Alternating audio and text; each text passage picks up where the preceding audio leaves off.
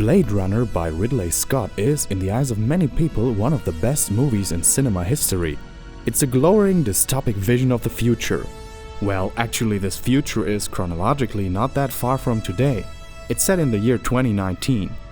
In Blade Runner, a huge part of human population has migrated to off-world colonies in the aftermath of the Third Terran War, which left the Earth covered in huge layers of smog and dust that casts eternal darkness on the largest part of the planet. Gigantic, overcrowded, polluted, damp and desperate metropolises flooded by neon lights and advertisements and plagued by constant acid rainfall paint this decadent, sensor-overloaded portrait of future Los Angeles. The narrative revolves around genetically engineered replicants, virtually indistinguishable from humans and colloquially known as skin jobs, created for slave labor on off-world colonies. Their existence on Earth is prohibited by law. That's where the Blade Runners come into play. This police unit specializes in tracking down and destroying replicants on Earth. To quote the opening credits, this was not called execution, it was called retirement. Blade Runner is one of those rare movie gems that not only leaves the viewer with uncertainties about the plot itself, but it plants greater philosophical questions in the viewer's mind about the value of existence and the conundrum of consciousness that will stick long after the credits have rolled. Its protagonist is a Humphrey Bogart in a thought-provoking science fiction film noir detective story that is grand enough in scale to carry its many biblical and mythological references and metaphors while never becoming bloated or pretentious, but more engrossing with each viewing.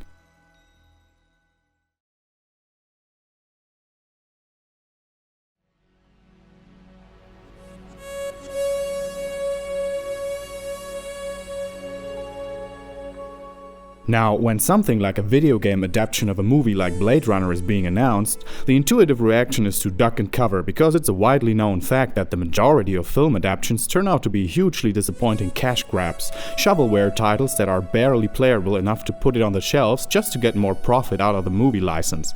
There are of course a few exceptions. It's often similar when a novel is turned into a movie that doesn't live up to the expectations. Blade Runner, though, is kind of the holy trinity of adaptations. The movie is based on Philip K. Dick's cyberpunk novel Do Androids Dream of Electric Sheep? What a brilliant title to begin with. And although it focuses on different aspects of the narrative, it still manages to convey the very essence of the novel. Blade Runner the video game, released by Westwood Studios in 1998, is possibly the most exemplary movie adaptation in video game history. From the moment the opening credits roll, accompanied by the incredibly atmospheric soundtrack by Vangelis, and the opening sequence pans over the clangorous, dark and depressing panorama of dystopian Los Angeles, with vibrantly blinking spinners hovering through the rainy cityscape, you quickly realize that everything feels just right. The perfect mixture of CGI sequences, pre-rendered and fully animated backgrounds and voxel characters that blend perfectly into each other is bleeding as much atmosphere as the original movie.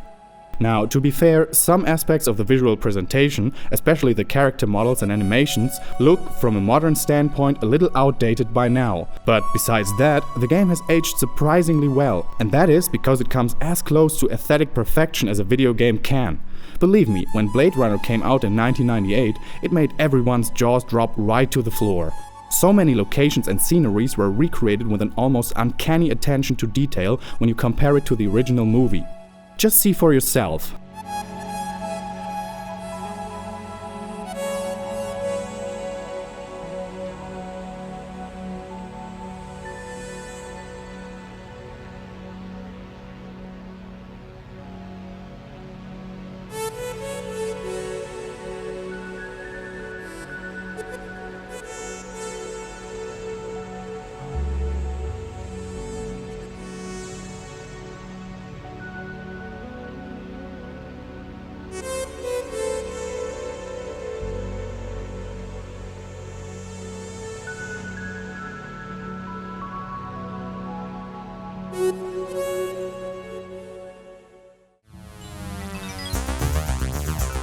But as much as the movie is visually engrossing and entertaining on the surface, its true strength lies in the deep and well-constructed narrative. Luckily, this is another aspect Blade Runner the video game shines at, maybe even more than in the audiovisual presentation. It could have been just an uninspired rip-off of the film's plot, but it's very apparent that the entire team, artists, programmers and writers, were true fans of the movie and shared a deep understanding for Ridley Scott's vision. The game is, at first glance, a classic point-and-click adventure, but the gameplay differs a lot from most other games of this genre. First of all, it doesn't focus on the classic combine items with each other to solve puzzles mechanic, but instead makes the player collect and understand clues, draw the right conclusions and talk to the right persons at the right time, which makes sense because it is, like the movie, at its core, a film noir detective story. You take the role of Ray McCoy, a rookie Blade Runner whose assignment is to track down a group of replicants that have illegally fled from their off-world colony to Earth. Westwood stated that Blade Runner was the first real-time adventure. In practice, that means that the game plays a little different with each playthrough because certain aspects of the game are randomized when you start a new game. Some characters may be replicants when you play it once, but in the next run they are humans. The way the protagonist interacts with others can vastly alter the outcome of the entire story. Do you sympathize with reps and help them survive, or will you mercilessly hunt down the skin jobs and kill them in cold blood? Retire them. It's entirely up to you. What still fascinates me up to this day is how subtle the game offers you real agency over your actions, without blatantly rubbing it in your face. For example, the game features the famous Voight-Kampff empathy test that can determine if a person is human or synthetic by measuring the reaction time to emotionally intense questions. Before you start asking your subject the questions, you have to calibrate the machine to the person's average reaction time. What the game doesn't tell you is that you can manipulate the calibration setting to alter the outcome of the test. This is never necessary but offers you a very powerful choice. You can save a replicant's life or sentence a human to death, and that can completely change the outcome of the story. And this agency, this freedom of choice is what makes the narrative so strong.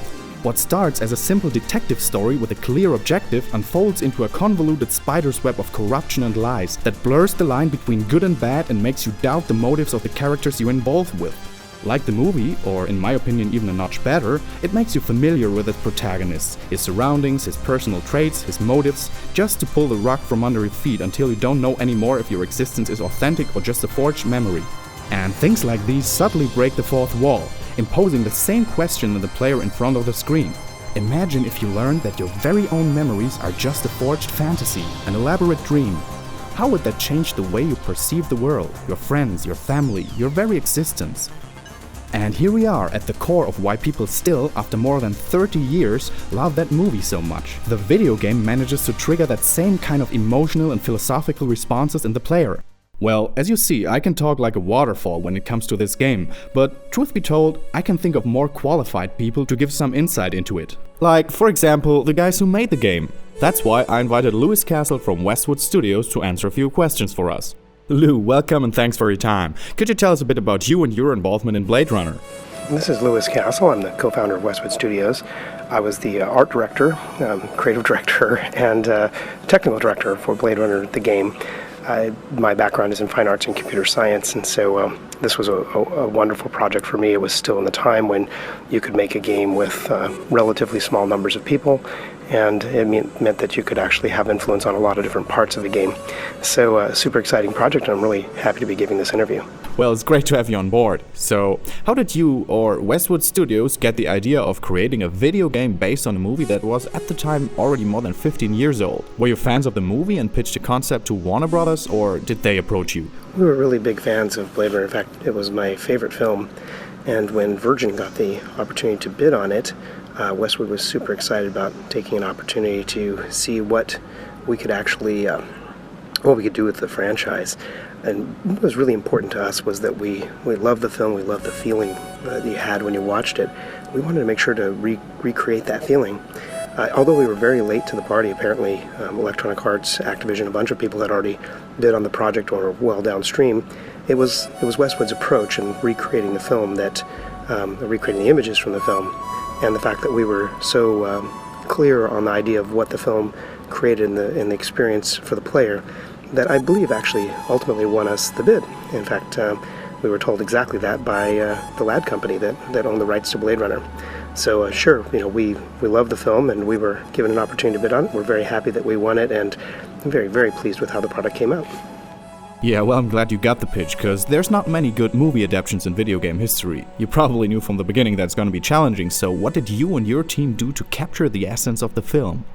To capture the really amazing feeling that Ridley Scott brought to his films, both Alien and Blade Runner, we decided that we really needed a different kind of approach for a game. First, we identified that feeling as sort of a sense of terror and discovery. In both the seminal films, Alien and Blade Runner, it really does a great job of making you feel like the world could explode at any moment. But it doesn't, actually. In fact, there's not much action. When there is action, it's violent and it's very abrupt. And so that means that we had to make something a little different in the way of an adventure game. First, we needed to make a real detective story where you were doing real exploration, not your standard branching trees that most games did. So we created a simulator that was different, virtually, in fact, entirely different in many cases, but always a little different no matter how many times you played it. And then on top of that, we added this idea that at any given time, an agent could enter in the room, agent being the generic term for another character, and that them entering could create really violent conflict with the player. And that's really, I think, where we captured the feel of the game to match the movie. In addition, we actually recreated all of the visuals for the film the same way that the prop shops did. We tried using the concept drawings, but that didn't really produce the look. At the end, what we did was we said, well, here's the concept drawing, but you have to go to the bucket of 3D objects that we have and manipulate them to make them look like the concept, which is what the prop shops did, and that's what gave that layered, kind of junky feeling to the world. Plus, our artists were unconstrained. They could do anything they could do in Max. We would recreate in the game engine as a software renderer, which was quite a technical feat at the time. It didn't require any 3D acceleration. In fact, it used voxels in a very sophisticated form of deferred rendering, is what we would call it now. So quite a few technical solutions to get to the visual and feel of the game that we thought was most appropriate for the film. Well, speaking of player involvement, what were the reasons for the game telling a side story in the same universe as Blade Runner instead of retelling the narrative of the movie? We were such big fans of the film that we didn't want to retell the film. That felt completely predictive, which would have destroyed the idea of a detective story. But also it would have been a little anticlimactic because you know exactly what's going to happen. But also, we wanted to make sure that there was lots of opportunity for the player to have some influence in the world. The sort of essence of the game was whether or not you were a replicant or human. So we decided this concurrent play. So anything that happened on screen in the film still happens in our game, and there's really no way to affect those things. But the backstory of what happened off-screen was certainly something that the player could affect. A good example would be Chu at some point obviously gets killed, and we could easily, although we don't know for a fact exactly who does that, we can assume in the film that Batty and his friends did. But in the game, you could be the ones who do that. So we let you fill in the backstory of the film and carry it much beyond where the film ends, and that gave the player a chance to explore the Blade Runner universe, get to see the characters from the film, get to interact with the film in a way that was true to the original art. The game was released 17 years ago. Looking back, which aspects of the game are you the most proud of? I suppose I'm most proud of the way the game presented the Blade Runner world. I thought that we really nailed the authenticity, and I think that's a very important thing in any game. So the authenticity to the film and authenticity to the property, but also just the authenticity of creating something new and exciting in the adventure genre. That genre was getting pretty tired, actually, by the time we had done Blade Runner, and I really miss it in a lot of ways. There's some newer games coming out now that are harkening back to them, but it was great to be able to tell stories in that way. And I thought that there's a lot of room for more detective stories or games where you get to explore the idea of storytelling in a truly interactive way where the player's influence has a lot to do with what happens in the world. So, what was the biggest challenge during the production? I think the biggest challenges during the making of the Blade Runner game was the just large number of processing we had to do on the motion capture sequences.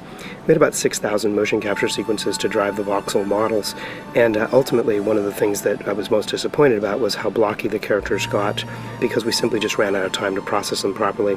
Each of those characters could have been as detailed as our main character and could have even fit probably within our memory footprint or very close to it, but it required an incredible amount of hand tuning to do that. So I think that was probably my biggest disappointment and also one of the biggest challenges. There was also just the issue of trying to match the visual style of the film, which was hugely difficult, and getting the machines of that day to render something that equated to millions of pixels, millions of polygons, every pixel being a polygon in a deferred render. Back then there weren't a lot of terms for all of this, so we were just inventing it all. So the visual look of the game, the detective story simulation, and ultimately the voxel characters were the biggest challenges. I see. So if you could travel back in time and start the project from scratch, what would you change, or would you change anything? If I could go back and start the project over from scratch, I wouldn't change a lot of things, but one thing I would change is just the pipeline of how we created the characters for the secondary characters in the film. I would have worked even harder on trying to figure out a way to automate that, so we could have gotten better quality out of those characters. I also probably would have spent a little bit more time on the number of choices that you had at each point in the story trees. Each one of those was pretty laborious because you had to account for so many different possibilities, but each time that you create one of those truly dramatic branches, it really spread the game out a lot. But otherwise, not a lot. I mean, at the end of the day, I was very proud with how the game came out to represent the film, and very happy with the end product. Okay, let's go to something else. The Tears in Rain soliloquy by Rutger Hauer is the climactic scene in the movie and arguably one of the strongest moments in cinema history. Does the video game feature a scene that was meant to be Westwood's take on Tears in Rain, or something comparable? The Tears in Rain soliloquy by Rutger Hauer is obviously really, really important moment in the film, and it's a really strong emotional moment. It does occur in the game. You can see the character on the back of the building during that event if you happen to be in the right place at the right time. And in fact, if you happen to be in the roof, you can actually hear some of that dialogue recreated. And so we did capture it in the game, but not exactly the way it was in the film. We didn't have our own take on that particular moment, although there certainly were some times in the game that reference back to that sort of agonizing decision of whether or not being more than human meant being more than human in a merciful way as well as a violent and strong way. So yeah, there was definitely a huge element of the film that we tried to capture. Mm-hmm. Okay, so for players who have never played the game but who might want to try it out, it's pretty hard to come by these days, and it's also not that easy to get it running on modern machines. Who owns the rights to the game at the moment, and is it likely for people to see it released on platforms like GOG.com, optimized for modern operating systems in the near future? I've often been asked, how do we get a copy of the game and play it? It is quite difficult to do. We pushed the modern hardware at the time right to the limits, and we did all sorts of very sophisticated rendering tricks to get it to perform properly. We didn't use 3D acceleration, so the modern hardware with all its 3D power doesn't do a lot to improve on the actual look of the game. You would have to recreate it using the original assets, which were sadly lost when Westwood was moved from Las Vegas to Los Angeles to become part of the LA studio. As far as the rights go, who owns them, it's actually owned by a company called the Blade Runner Partnership, and Electronic Arts, and I think it'd be difficult for anybody to get the rights to that particular game, and if you did, it would be even more challenging to recreate the game without the source code, which was sadly lost. Okay, so what are your thoughts on a hypothetical HD remake of Blade Runner, or maybe even a new installment? Maybe through crowdfunding? People have asked me before what are my thoughts, on HD remake of Blade Runner. I would love to do a project like that. And I would probably approach it from a very similar point of view. With today's resources and today's computers, you could even push the idea of a story simulator much further and really make the Kaya agent, digital agent, even more sophisticated in helping you with the bookkeeping of detective work of a game. So it'd be a lot of fun. I don't know about crowdfunding that. I suppose that's a possibility. But at this point in time, just a little too busy making other games. So it's not in the cards for me at the moment. But if Josh Goodfriend or anybody from the Blade Runner Partnership is out there reading this or hearing this, hey, give me a call. Yeah, please do. I want to see that done. Okay, one thing I always wanted to know, did Ridley Scott play the game and/or did he have anything to say about your work? One of the challenges of working on this property was our great respect for what Ridley Scott had created, and certainly I would say that respect for the outcome is something that was shared by the whole Blade Runner Partnership and everybody involved. Unfortunately, the management of the project and Ridley didn't exactly see eye to eye toward the end of the production of the film, and so there was definitely some tension there. We did not get a chance to work with Ridley on the game at all. I don't know if he ever had a chance to play it. I've never seen any of his commentary about the work, so it's unfortunate that we really don't know what he thought of the game or if he ever even saw it. I certainly hope he did, and I would hope that he felt the same way as most of our core fans, that we did a wonderful job of capturing the spirit of a film at a day and age when most games really didn't get close to the sort of emotional impact of the film that they were based on. So, as a die-hard Blade Runner fan, are you looking forward to the Blade Runner sequel movie that is being filmed this year, or do you fear it won't live up to the expectations? As a die-hard Blade Runner fan, I'm always looking forward to anything in the universe, with the same kind of trepidation that I think most fans are. In fact, I would say that the success of the game is probably best measured by the fact that we were very active on the bulletin boards and in the community, and we didn't get anybody, I mean literally nobody, that came to us and said, "I can't believe you screwed up that game like that," which would have been, of course, what we would have expected from at least one fan. In fact, quite the opposite. We got great accolades from the fan community, and people just were really excited. In fact, almost immediately wanting more. Give us a sequel, give us another game. Wish we could have done that. We did try, but economics made it impossible. The success of the first game was quite strong, and in fact it sold well over 1 million copies, and at that time even the best-selling adventure games only did about 300,000. But that being said, the sort of expectations of profit participation were pretty wildly askew between the people offering the property and the people wanting to publish the product. Is Ray McCoy a replicant? One of the questions I'm always asked is Ray McCoy a replicant? The whole point of the game is for you to decide that. And interestingly, unlike so many other games, the choices that you make in the game actually are noticed by the world around you, and the world adapts based on what it is you do. So in a very real way, if you act like a replicant, then the world treats you as one. If you act like a human, the world treats you as one. So Ray McCoy being a replicant or not, that's kind of up to you. Okay, last question. You're in a desert, walking along in the sand, when all of a sudden you look down and you see a tortoise. It's crawling toward you. You reach down, you flip the tortoise over on its back. The tortoise lays on its back, its belly baking in the hot sun, beating its legs, trying to turn itself over. But it can't. Not without your help. But you're not helping. Why is that? I'm not helping because I just don't feel that emotional response. Do you want to ask me about my mother? Well, I'd rather not risk getting shot, thank you. Okay, thanks again, Louis Castle. It was a great pleasure talking to you. Okay, to sum this up, Blade Runner is a classic masterpiece that has become, at least partly, a forgotten gem over the last 1.5 decades. And that is, in my humble opinion, largely due to the fact that it is kinda hard to come by. A digital download version doesn't exist at this point, and if you happen to own a copy or find a way to get one, maybe at a flea market or on ebay.com, it's still gonna be a bit tricky to get it running on modern operating systems. On Windows 7 and Windows 8, the biggest problem is getting the game installed on your machine. So for those of you who got in the mood of playing the game, I put links of 2 different installer files in the description below. One that has been tested to get the game running on Windows 7 and the other one for Windows 8. You'll still need the original CDs though. So I highly recommend giving this game a shot, really. Which brings us to the end of this episode. Thank you all so much for watching, and again, special thanks to Louis Castle. Click the annotations for more videos that I've done, and if you've enjoyed it, please like the video and consider subscribing to my channel. It really helps a lot. So as always, thanks for watching, keep on playing, and I'll see you next time on RagnarRox.